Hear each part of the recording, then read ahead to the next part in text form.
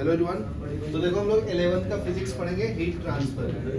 Next topic है अपना heat transfer. ठीक है, देखो हीट ट्रांसफर में तीन मेथड से हीट ट्रांसफर करते हैं, conduction, convection and radiation.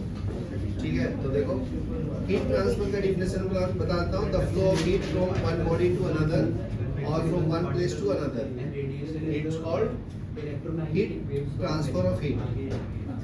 The flow of heat from one body to another, from one body to another, or from one place to another, is called heat transfer. Heat transfer. ठीक है, तो first method है आपका heat transfer का conduction. तो conduction ये solid object में होता है, हीट ट्रांसफर। ठीक है, तो this process of heat transmission in which particle of body do not leave their position is called conduction. शान बैठो, बात नहीं करो, बाजू में क्लास चल रहा है। This process of heat transmission in which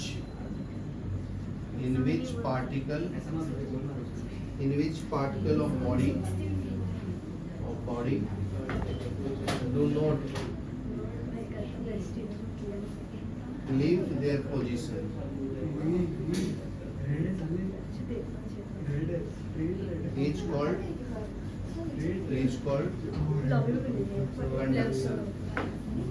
is called conduction. ठीक है, तो हीट ट्रांसफर मेटल में कैसे होता है जी? क्योंकि मेटल क्या होता है, good conductor of heat and transfer होता है। नेक्स्ट है कन्वेक्शन। कन्वेक्शन लिक्विड में होता है।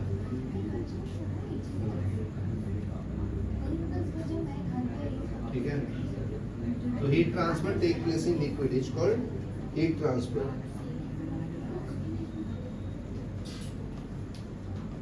This process of heat transmission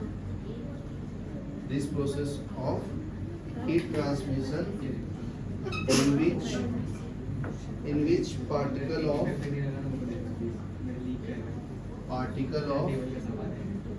fluid move is called convection। ठीक है, इसके बाद आता है रेडिएशन, जो वैक्यूम में होता है। ठीक है, वैक्यूम में जो सनलाइट आती है उसको बोलते हैं radiation.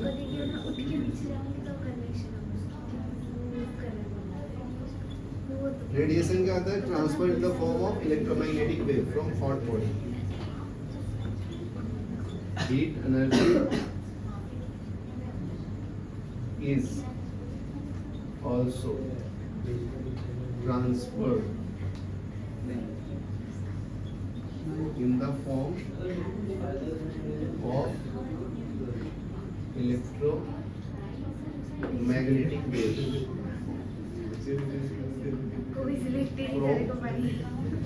from hot body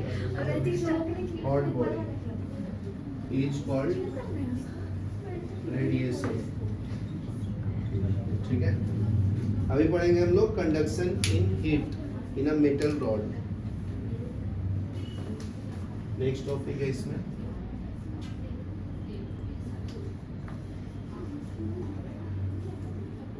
conduction of heat in a metal rod. Sir इसमें आता है ना स्टेबल स्टेट, एक्साइटेड स्टेट? नहीं, वो एटॉमिक स्ट्रक्चर नहीं, इसमें भी है स्टेबल मतलब। ठीक है ना, बता दो रहेगा। ठीक है, तो ये आपका मेटल रॉड हो गया। ठीक है, तो अगर हीट को ट्रांसफर करना है, हीट को मैं Q से रिप्रेजेंट करूंगा यहाँ पे। ठीक है, यहाँ का हीट है Q1, यहाँ से रिलीज हो रहा है हीट Q3 और सराउंडिंग में रिलीज हो रहा है Q2। शांत बैठो। यहाँ से जो हीट दे रहा हूँ 3 फॉर्म में रिलीज हो रहा है। एक तो ये ग्रेडियंट से पास हो रहा है, दूसरे लेयर में जा रहा है Q3 और ये इन्वायरमेंट में जा रहा है Q3। तो ये जो Q है वो Q1 plus Q2 plus Q3 के बराबर होगा। ठीक है। This state of the rod in which temperature of each cross section of rod is increasing Do not leave. With time is called variable state. तो ये क्या आएगा Q equal to Q1 plus Q2 plus Q3। ये initial energy equal to sum of final energy होगा। क्या हुआ? ठीक है। तो अगर तीनों इक्विलिब्रियम में पहुंच जाएगा तो उसको हम लोग स्टेडी स्टेट बोलेंगे।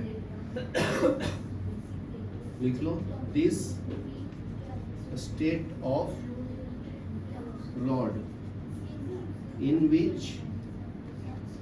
which temperature of each section of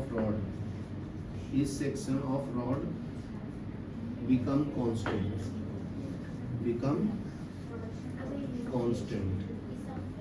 is called steady state। चलो यहाँ तक लिखो, पॉज करो। तो देखो स्टेडी ऑफ, तो जो स्टेडी स्टेट है उसको हम लोग कैसे लिख सकते हैं? d theta by dt is equal to 0। तो यहाँ पे थीटा जो है ना आपका टेम्परेचर है जी। ठीक है। नेक्स्ट पॉइंट देखो, नेक्स्ट है the rate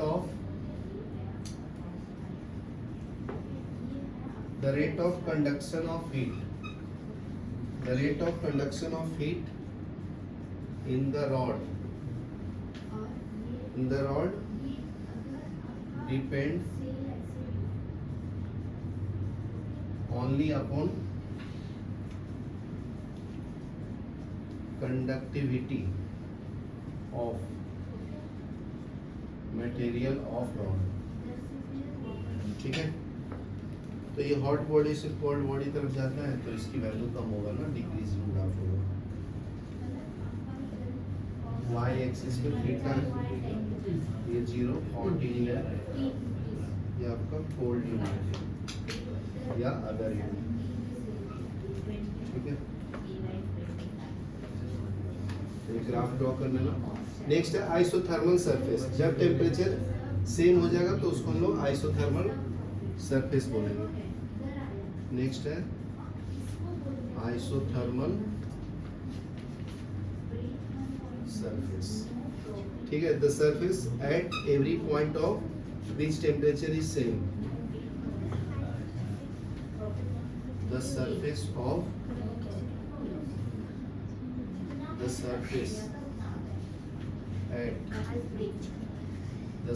at every point of which temperature is same is called an isothermal surface। ठीक है। तो इसका डायग्राम बनाना तो बना सकते हो।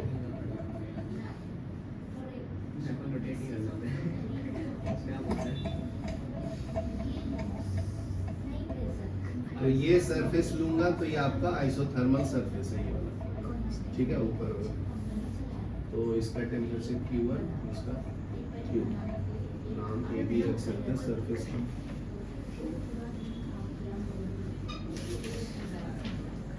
तो इसके दो प्रॉपर्टीज हैं, 2 important properties of isothermal.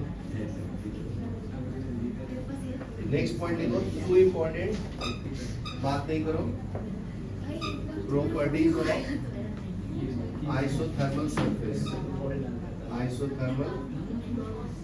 Surface. तो फर्स्ट क्या है जी? Direction of heat flow. Direction of heat flow is perpendicular to isothermal surface। ठीक है। दूसरा क्या है? two isothermal surface can never intersect.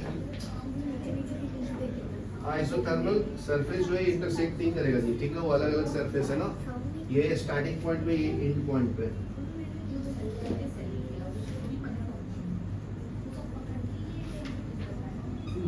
Can never intersect, ठीक है। नेक्स्ट पढ़ेंगे हम लोग टेम्परेचर ग्रेडियंट। नेक्स्ट टॉपिक है टेम्परेचर ग्रेडियंट, ठीक है। टेम्परेचर को लेंथ या वेट से डिवाइड करें उसको टेम्परेचर ग्रेडियंट बोलते हैं। तो इसका डिफिनेशन लिख लो, the rate of change of temperature, the rate of change of temperature with distance between two isothermal surface is called temperature gradient,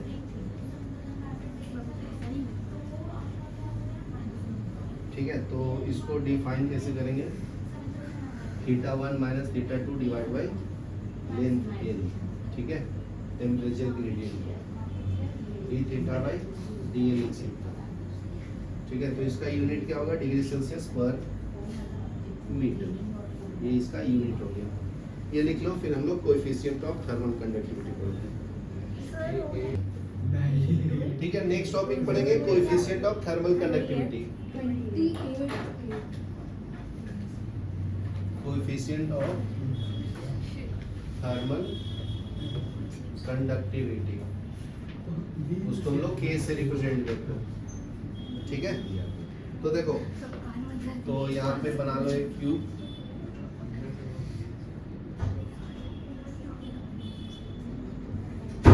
ठीक है। इसका टेम्परेचर T1 ले लो, Q1 ले लो, ठीक है। और ये सरफेस का Q2 ले लो, ठीक है। यहाँ से Q इंटर कर रहा है, लेंथ L है क्यूब का, ठीक है। तो फर्स्ट पॉइंट क्या लिखना चाहिए, तो experiment show that directly proportional to surface area, तो Q जो है डायरेक्टली प्रोपोर्शनल टू एरिया है, हीट ट्रांसफर, और दोनों का बीच का डिफरेंस निकालेंगे तो Q1 माइनस Q2 या थीटा 1 माइनस थीटा 2, ऐसे भी लिख सकते हैं ना। ये थीटा है जी, ये थीटा 2 है, ठीक है। ये टेम्परेचर डिफरेंस है, ये क्या है, cos सेक्शनल एरिया, ठीक है। और ये टेम्परेचर डिफरेंस है,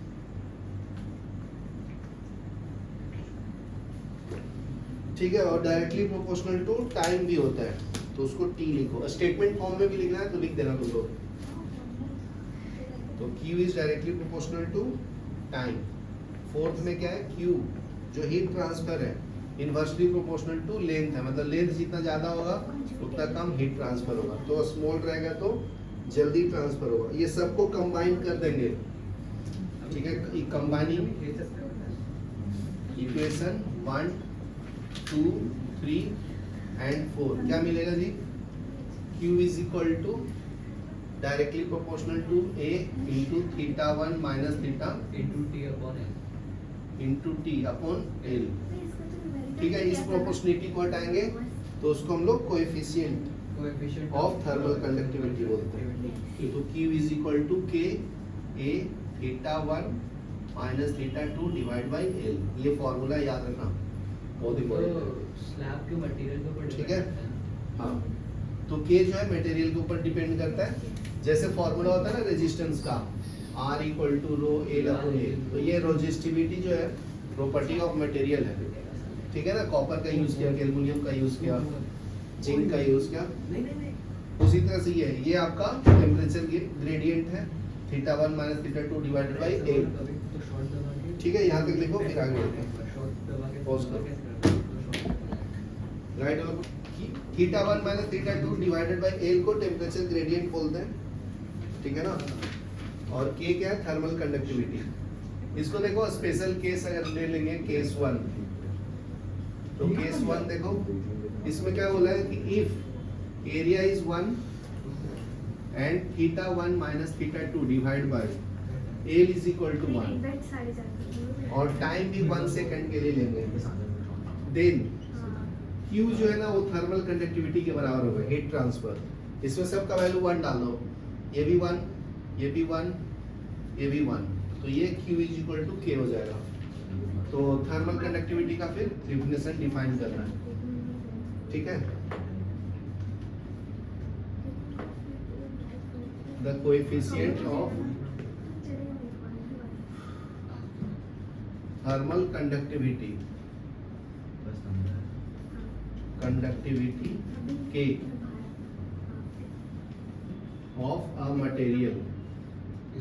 of a material is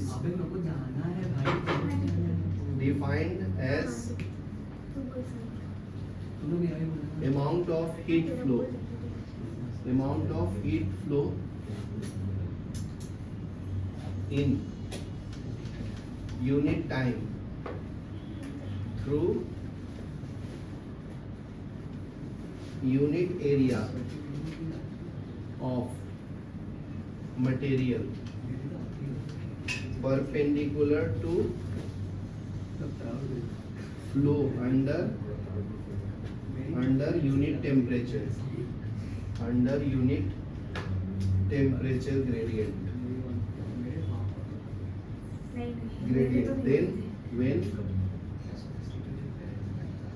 steady state has been reached,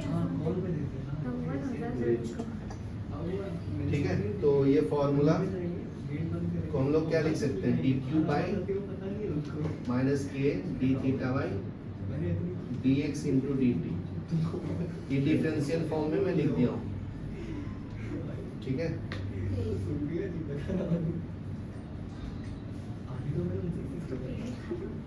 तो नेगेटिव साइन क्या बताता है जी, कि हायर से लोअर की तरफ ये फ्लो होता है, ठीक है। ऐसा यूनिट क्या होगा, यहाँ से k का वैल्यू निकालेंगे तो k is equal to q, इसको इधर ले लो, dq into dx divided by a into d theta into dt, ठीक है।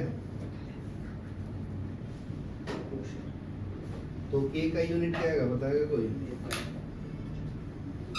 हीट का यूनिट जूल होता है, इसका मीटर होता है, a का मीटर स्क्वायर होता है, जहाँ पर डिग्री सेल्सियस इंटू सेकेंड होता है, ठीक है ना। ये मीटर से मीटर कैंसिल कर लेना, तो k is equal to J by metre into degree Celsius into second, ये थर्मल कंडक्टिविटी का यूनिट है। लिख लो, फिर थर्मल रेजिस्टेंस पढ़ेंगे, पॉज करो, पढ़ेंगे हम लोग थर्मल रेजिस्टेंस। नेक्स्ट टॉपिक है थर्मल रेजिस्टेंस, ठीक है। तो थर्मल रेजिस्टेंस को डिफाइन कैसे करेंगे बताइए। पहले तो देखो, rate of heat flow in the given is, h जो है रेट फ्लो ऑफ हीट देता है, h क्या है, rate of heat flow, q क्या है आपका हीट, और t क्या है टाइम, ठीक है। तो ये जो फॉर्मूला है वो डाल दो, q का फॉर्मूला क्या है था अभी, k theta 1 minus theta 2 divide by t into t, ठीक है ना। यहाँ पे t था और यहाँ पे क्या था l इंटू t, तो ये t कैंसिल हो जाएगा, तो heat rate of heat flow क्या होगा, h इज इक्वल टू, बात नहीं करो, k theta 1 minus theta 2 divided by l, बराबर है। तो अभी देखो, इसको मैं उल्टा कर देता हूँ, इनवर्स कर देता हूँ, तो ये क्या मिलेगा, 1 upon h is equal to l upon k into theta 1 minus theta 2, theta 1 को इधर ले लो, theta 1 minus theta 2 divided by h is equal to l upon k, ठीक है। तो रेट थर्मल रेजिस्टेंस को हम लोग कैसे लिखेंगे, r से लिखेंगे, तो ये क्या होता है, theta 1 minus theta 2 divided by h। तो देखो ये आपका क्या बन गया, थर्मल रेजिस्टेंस। तो थर्मल रेजिस्टेंस क्या हो गया, length upon k into a, ठीक है। तो ये क्या हो गया, l upon k into a, a क्या है, लेंथ है, a cross sectional area, k thermal conductivity, ठीक है, लिखना है तो लिख लो यहाँ पे।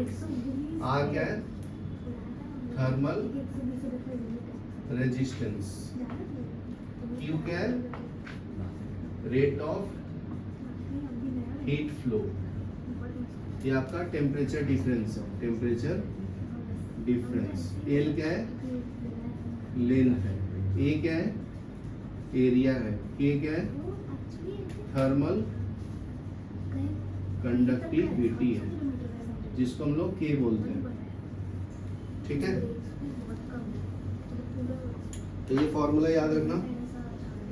अभी एक पॉइंट लिख लो इसमें, greater the coefficient of thermal conductivity, smaller is the thermal resistance.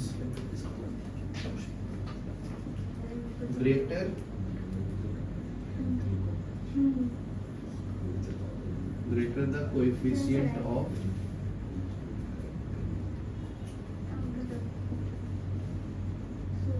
thermal conductivity। ठीक है, ये जितना ज्यादा होगा रेजिस्टेंस उतना कम होगा, इनवर्सली रिलेटेड है ना, इसलिए conductivity of material.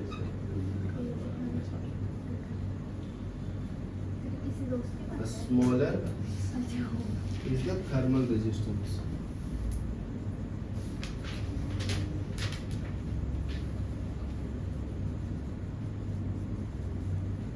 Thermal resistance R of rod of material। ठीक है, तो इसका अगर यूनिट निकालना है जी R का, तो क्या मिलेगा बताओ? ए तो आ जाएगा जूल नहीं, डिग्री सेल्सियस ना, upon rate of flow of heat है, तो ये जूल पर सेकेंड, तो सेकेंड ऊपर जाएगा, degree Celsius into second divided by joule. और दूसरा यूनिट क्या होगा? ये वाला, ये मीटर डिवाइडेड बाय के का यूनिट। ठीक है, के का यूनिट क्या निकाला था? इंटू मीटर स्क्वायर, से कैंसल, तो 1/, के का यूनिट क्या बताया था अभी? जूल पर सेकंड पर, यह जूल पर सेकंड पर मीटर पर डिग्री सेल्सियस इंटू मीटर, ये कैंसल, तो ये ऊपर जाएगा joule into second upon joule. तो देखो ये दोनों सेम हुआ ना, शाम बैठो, ये दोनों सेम हुआ तो फॉर्मूला सही है। चलो लिख लो, फिर आगे बढ़ते हैं। ठीक है, तो देखो रेडिएशन जैसे मैं पहले एक्सप्लेन कर दिया था ना, इलेक्ट्रोमैग्नेटिक वेव्स में वो जाता है, तो उसमें 3 पार्ट्स होता है, रिफ्लेक्टेंट होता है, एब्जॉर्बेंट होता है और ट्रांसमिशन होता है। ठीक है, तो लिख लो सम डेफिनेशन। ठीक है, related to radiation, related to radiation. ठीक है, तो देखो, तो इसको हम लोग कैसे डिफाइन करेंगे? टोटल जो हीट फ्लो होता है वो क्या होता है? Q1 plus Q2 plus Q3 के बराबर होता है। ठीक है, अगर मैं Q से डिवाइड कर दूं बोथ साइड, यहाँ पे लिखना तो लिख लो, dividing both sides by Q। तुम लिख लो, ऋषिका तेरे को है ये। ठीक है ना, तो ये क्या आएगा? Q by Q is equal to Q1 by Q, Q2 by Q, Q3 by Q। ठीक है, तो अगर मैं Q1 बाई Q को रिफ्लेक्टेंस बोलता हूँ, इसको बोलता हूँ रिफ्लेक्टेंस, उसको हम लोग R से रिप्रेजेंट करते हैं। ठीक है, इसको एब्जॉर्बेंट बोलता हूँ, मतलब कितना हीट एब्जॉर्ब हुआ। और ये है तुम्हारा ट्रांसमिशन, इसको बोलेंगे ट्रांसमिटेंस।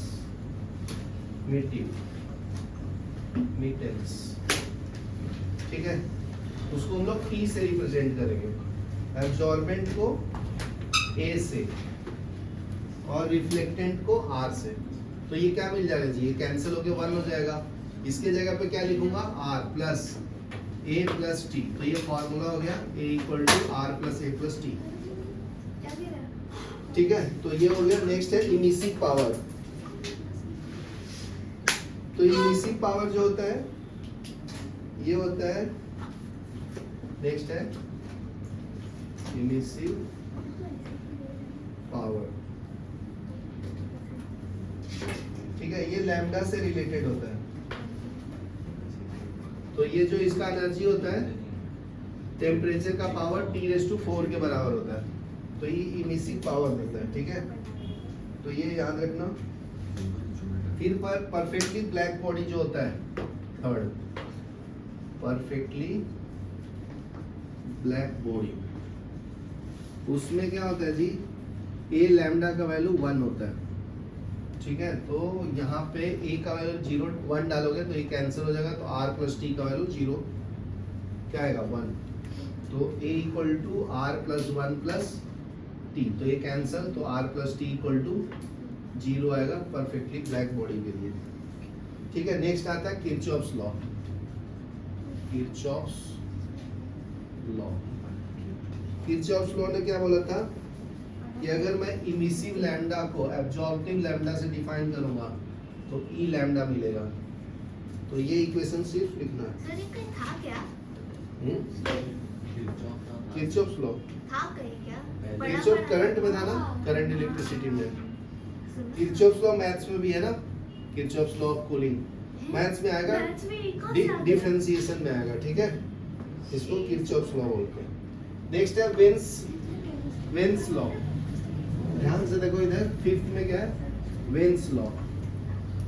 वेन्स लॉ में क्या बोलता है, ये फॉर्मूला रखना है कि जितना इमिसिव होगा वो टेम्परेचर का पावर 4 के बराबर होगा।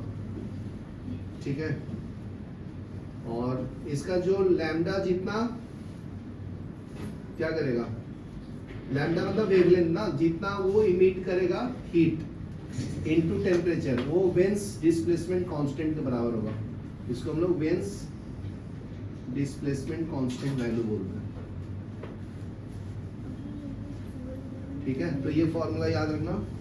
नेक्स्ट आता है स्टीफेंस लॉ, फिफ्थ में स्टीफेंस लॉ। स्टीफेंस लॉ ने क्या बोला था जी कि जो हीट फ्लो है विद टाइम वो टेम्परेचर का पावर 4 के बराबर है, तो ये Q/T is equal to sigma T⁴, ये इक्वेशन याद रखना।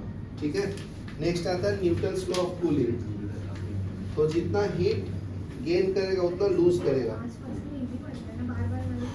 तो वो फॉर्मूला क्या आता है, न्यूटन्स लॉ ऑफ कूलिंग। हम लोग के पास था भाई। तो ये हो जाता है T minus T0 is equal to T dash minus T0 minus T0 e raise to k into T, ये फॉर्मूला बनेगा। चलो लिख लो, चलो आज के इतने मिनट फिर